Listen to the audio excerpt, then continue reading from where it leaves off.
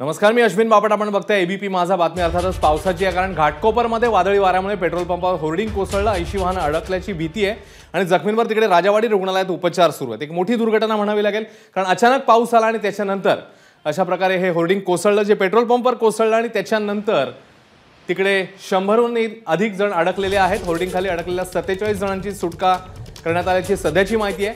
राजावाडी हॉस्पिटलमध्ये उपचार सुरू आहेत. सध्याची ताजी अपडेट ही आहे की आता अधिकाधिक वेगाने रेस्क्यू ऑपरेशन कसं करता येईल याच्याबद्दलच आता पावलं टाकण्यात येत आहेत. आडुशाला लोक थांबलेले होते, कारण पाऊस अचानक आला आणि त्याच्यानंतर ही घटना घडली. एनडीआरएफची टीम घटनास्थळी दाखल झाली आहे. सध्याची एक आणखी अपडेट, त्यामुळे एनडीआरएफची टीम आल्यानं बचाव करायला आणखी वेग येईल. मात्र होर्डिंग खालील 47 जणांना आतापर्यंत वाचवण्यात आलेला आहे.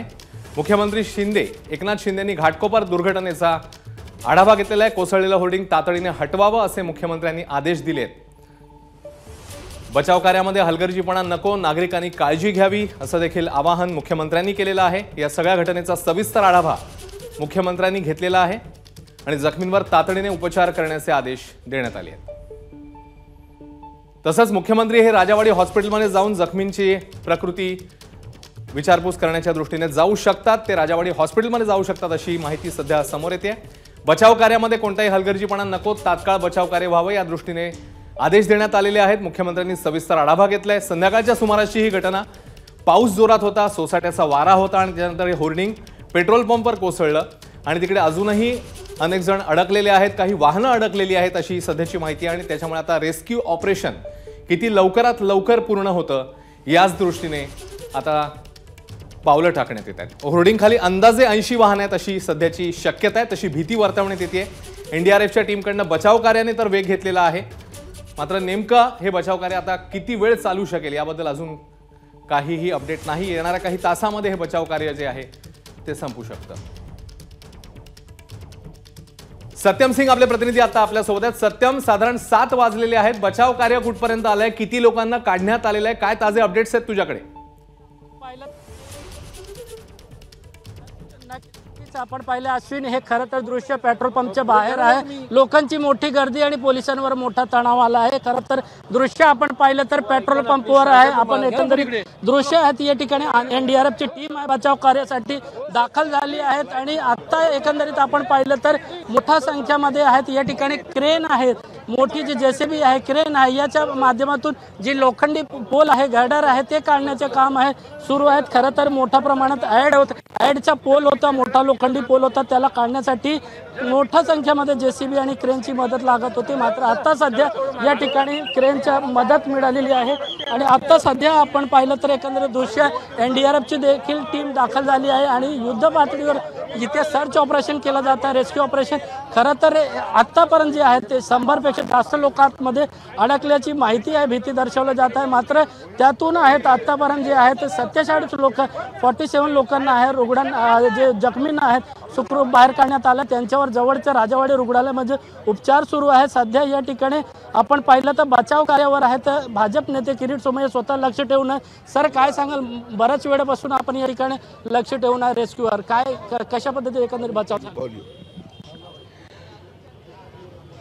अर्धा डझनच्या आसपास लोक आतून दबलेले दिसत आहेत. सुरुवातीत मी पहिलं आलो होतो, त्यापैकी एकाला भेटलो, पण बोललो, त्याला धीर दिली आहे. यांना वाचवण्याचा प्रयत्न चालू आहे. काय कॅज्युअलिटी असू शकतात. आता एकंदर जे बाहेर निघालेत त्यातनं 37 हॉस्पिटल आहेत आणि बाकी घरी गेले एकंदर 50च्या वर. त्या सगळ्यांची परिस्थिती हेल्थ चांगली आहे. सर, किती लोक आतमध्ये अडकल्याच्या प्राथमिक माहिती मिळत आहे आपल्याला? अजूनपर्यंत खात्रीने कोणी सांगू शकत नाही. पण मी सुरुवातीत पहिले आलो त्यावेळी माझ्या लक्षात 2 तर आले. अजून मला असं वाटतं की अर्धा डझनचा प्लस मायनस लोक एकंदर अडकलेले असेल. कॅज्युअलिटी म्हणजे मृत्यू पण एखाद दुसरं तो होऊ शकते. सर, इनलिगल BMC म्हणते इनलिगल बॅनर होल्डिंग होता, त्याच्यावर आम्ही रेल्वेवर आणि त्या एजन्सीवर संबंधित कारवाई करणार का? सर, असं आहे की ही जी जागा आहे ते महाराष्ट्र सरकारने 2021 मध्ये महाराष्ट्र पोलीसला दिली. महाराष्ट्र पोलीसचा एक भाग आहे डिपार्टमेंट, रेल्वे पोलीस GRP. ती रेल्वेचा भाग नाही आहे, महाराष्ट्र सरकारची आहे. तर त्याला 2021-22 मध्ये पेट्रोल पंप कोणाला विकण्यात आलं म्हणजे देण्यात आलं आणि हे जे 4-6 होल्डिंग टोटल बेकायदेशीर इथे ती झाडं मारण्यात आली होती, ते पण सगळं 2021 मध्ये उभारण्यात आले.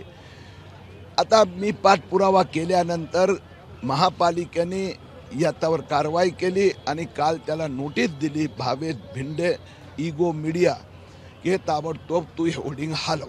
मात्र काल आपण म्हटलं तर नोटीस दिलं, आज ही दुर्दैवी दुर्घटना घडली. 2-3 तासापूर्वी पाऊस आला आणि या पावसामध्ये हे पेट्रोल पंपवर मोठ्या संख्येमध्ये पावसापासून वाचण्यासाठी लोक थांबले होते, मात्र त्यांना माहिती नव्हती ही होल्डिंग आपल्यावर पडेल. काय सांग?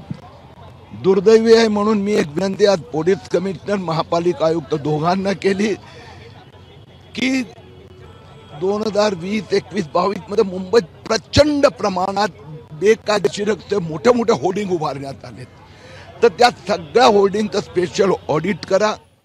तर किरीट सोमय्या बोलत होते भाजपचे नेते. एबीपी माझा, उघडा डोळे बघा नीट.